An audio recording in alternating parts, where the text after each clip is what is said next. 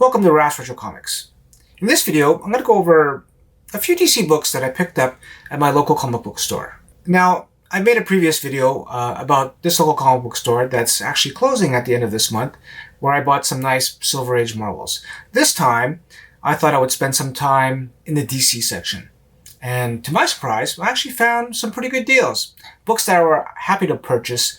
Titles that normally I'm not too interested in, but for me, I always try to look for good value in comic books. And these were just too good to pass up. I've mentioned this comic book store in Toronto before, and it's Excalibur Comics, and they're located in the west end of Toronto, and they are closing at the end of August this year. Now, the owner, Rob, has been there for, to my surprise, 37 years, and talking with some of my friends, we've been going to that store for more than 30 years, actually since 1989, 1990. All right, so what did I buy? What's in the box?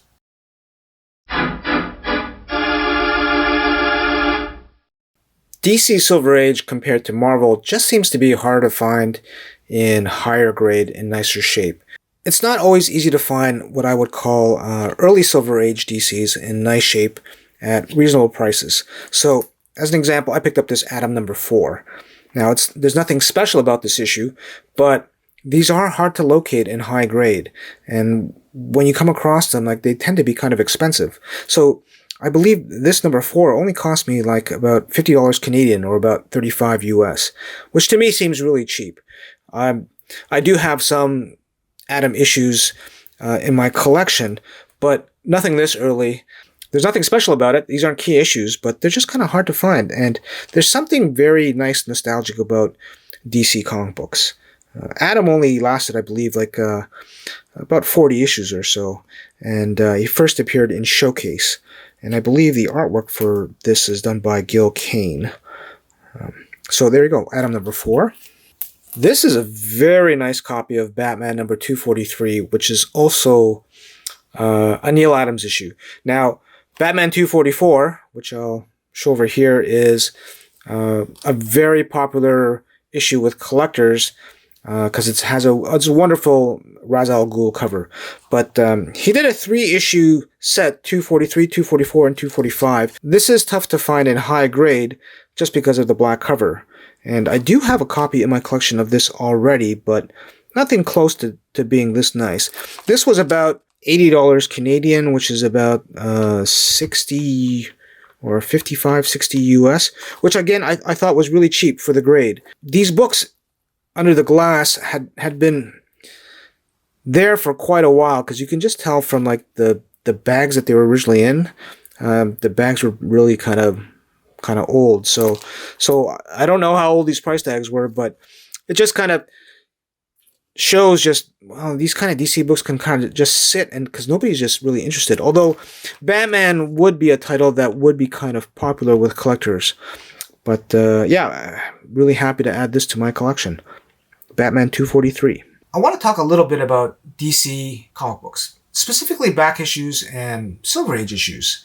Marvel comics are very popular, and for whatever reason, DC Comics Silver Age just don't seem to sell very well. You talk to dealers, and they will tell you that they have a much harder time moving DC books, specifically older books, compared to Marvel. I've been predominantly a Marvel collector, but I do own a lot of DC books. And in my experience, older DC books from the 70s and 60s are actually much more difficult to find in grade than the Marvel counterparts. When I mean grade, I mean in very fine or 8.0 or better. When I do come across some, when I feel that they are priced below market, or I feel like they are cheap, my comic book sense goes off and I'll pick them up. But it is really hard to find higher grade quality DC older books. If you know anything about DC Silver Age or DC titles, Mystery in Space, the Adam Strange Mystery in Space issues are considered to be one of the high points of DC Silver Age. They were written by Gardner Fox and had great artwork by Carmen Infantino, sometimes inked by Murphy Anderson. They typically had a couple stories in them, and some of the second stories also had really nice artwork by Murphy Anderson. And this is issue number 70. Adam Strange first started in issue number 53, and amazingly lasted, I believe, like 40 some odd issues. And again, like, I never see this kind of stuff in this kind of grade. This is 1961, and this is like close, outside of this little stamp over here, this is like a 9. And again, this was only like $70 Canadian, which is like 50 US. To me, it just seemed very cheap. I don't have many Mystery in Space issues, but now it looks like I'm going to be looking out for them a little bit more. But I'll probably never able to find copies this nice, this cheap, unless I get really lucky somewhere. But yeah, what a great deal. Mystery in Space number 70. Another Mystery in Space, and this is issue number 71. There are some really great covers in Mystery in Space. This one's, I would call like an average one, but 75 is a special issue because it also features a Justice League crossover. But there's some really wonderful covers by Infantino and Murphy Anderson in this run. But 71, and again, I think this was about 70 or 80 bucks Canadian, or like 50 US. And again, it's in really, really nice condition. And this is issue number 80 as well, in really nice condition, like an 8.0 or above. And you'll notice that this has like a bold 12-cent cover, and this lasted for, I believe, a few issues before they changed to their classic 12-cent price tag that would be standard for many more years. But I believe a lot of collectors actually really like this, the bold 12-cent price tag. But there you go. Another great Carmen Infantino cover. Mystery in Space number 80. I did find one Marvel book, and to my surprise, this is a Marvel book I've never owned, which is Fantastic Four number 100, which is a great anniversary issue. And I got it because it was cheap. It was essentially like 30 bucks Canadian, which is like, I don't know, $22, $23 US. It's pretty decent, like a good 7, maybe an 8. So it was just there. I did a retrospective of the first 102 issues by Stan Lee and Jack Kirby, which I had a lot of fun doing, and you can check that out over here. But yeah, a great anniversary issue. So I actually spent a little bit of time in the dollar bins as well too, and I try to avoid the dollar bins because it's hard to resist finding good deals, and I just like to pick up everything. But I was happy to pick these up. And another problem that retailers, I think, have is with the new price of comic books being what they are, from $5 to $7, it's hard to resist. Like for me, I very rarely buy like new issues. Like I'll buy trade paperbacks, but I'd so much rather buy older stuff, because when you can find stuff, especially stuff you haven't read that you've heard good things about, then sure, why not? And these were like $1 each. These are even cheaper than the cover price of when they first came out. Like these were $1.50 Canadian when they first came out. I heard a lot of good things about this Thriller series. A hat tip to the Bronze and Modern Gods, because I believe John was mentioning about this series. So a lot of the early issues were there. So that's number 1, number 2, number 3, number 4, number 5, and number 6. Now, I believe they changed writers and artists soon after that, and the series just went downhill. I think an interesting note about this was that apparently Alan Moore was slated to take over the series, but he took over Swamp Thing instead. How things might have been different if he had done that.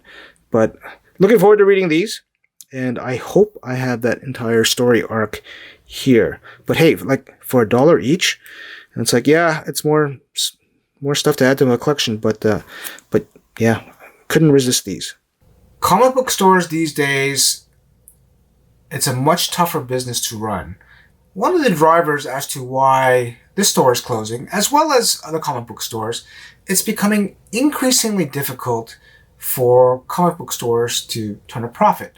And this is for a number of reasons. One reason is that comic book stores depend on new issue sales for a good chunk of their revenue, and new issue sales for comic books have been on the decline for several years. If you look at the cover price of new comic books, they're pretty expensive.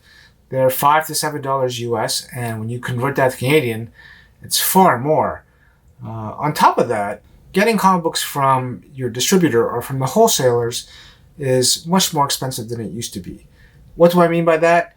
It used to be that there were multiple distributors of comic books that would wholesale comic books to retailers. And this amount of competition actually made it easier for stores to access books at wholesale prices. Now, because there are essentially just one or two distributors, and they're all based in the US, the shipping costs involved to get your new comic books to your store, as well as other factors in terms of like the amount of books you order affecting your discount, really hurt the bottom line for a lot of these brick and mortar comic book retailers. Also, it used to be that comic book stores would have kind of exclusive rights to sell other products that, weren't really available anywhere else. One of the big things for a long time were cards, whether it's sports cards or specifically collectible card games. So Pokemon, the card game, was massive. It was huge. And for quite a while, comic book stores had a very large share of the retail market in terms of, where a person can go to purchase these cards, as well as other popular card games like Magic the Gathering. And there were always specific products that comic book stores were able to sell that other retailers really didn't have either access to or the proper market customer base. This has become actually quite problematic for a lot of retailers because not only are these kind of collectible card games becoming more difficult as the product is allocated to stores, like specifically allocated, the product is far cheaper and more accessible at other outlets. So like whether it's your big box Walmart or Amazon, it's just that much more difficult for brick and mortar stores to be competitive. And as a result, retailers just can't make money on these kinds of products. So there's this constant push for comic book store owners to find alternative products for the customer base that may not be available anywhere else. Certainly, online shopping has been great for collectors, but for comic book stores, it's definitely been a lot more challenging. I think what you're going to see in the future for retailers, or brick and mortar retailers, is it's going to be a tough going. I remember I had like aspirations once about owning my own comic book store, but I was never ambitious enough to actually go through with it. And in hindsight, that was probably a good idea. It's a very difficult business. I have a lot of admiration for owners who are able to kind of gut through all these turbulent economic times to make their comic book store viable. I'm sad that comic book stores are closing, but hopefully when economic times get better, we'll start to see some open again. Thanks for watching. I hope you had the opportunity to support a local comic book store in your neighborhood. It's a challenging business and they deserve our support. If you like this content, please like, subscribe, all that good stuff. You might want to check out one of my videos over here. And until next time, please enjoy and read your comic books.